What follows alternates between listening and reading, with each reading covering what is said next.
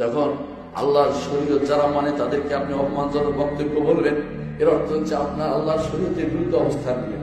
যখন দাড়িওয়ালাদেরকে অপমান করবেন, যখন আল্লাহর বিধান যারা প্রবর্তন করতে চায় তাদের বিরুদ্ধে অবস্থান নেবেন, আল্লাহর বিধানের কথা যখন বলা হবে তখন আপনি সেটা শুনতে চাইবেন না, তখন আপনার অন্তরে কি আছে সেটাও আপনি জানেন, এবং সেটার জন্য আপনি প্রস্তুত থাকুন।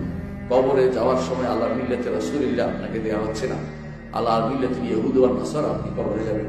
আর কবরে গেলে প্রশ্ন উত্তর দেওয়ার জন্য আপনি প্রস্তুত থাকেন। আপনি কি আল্লাহকে রব মেনেছেন কিনা, আল্লাহর বিধান আল্লাহ শরীয়ত মানছেন কিনা? রব মানলে তো শরীয়ত উত্তর দিতে হবে। উত্তর যদি দিতে হয় আল্লাহর শরীয়ত বাস্তবায়ন করতে হবে।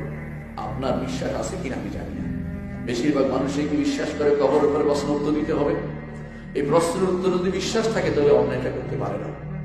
আপনি যদি বিশ্বাস করতেন যে মুহাম্মদ রাসূলুল্লাহ সাল্লাল্লাহু আলাইহি ওয়াসাল্লাম তিনি আপনার আদর্শ, তিনি তাকে মেনেই চলতে হবে, তাহলে আপনার সংবিধানে তার নামটি আল্লাহর পরেই মুহাম্মদ রাসূলুল্লাহ সাল্লাল্লাহু আলাইহি ওয়াসাল্লামের নামটি থাকতো।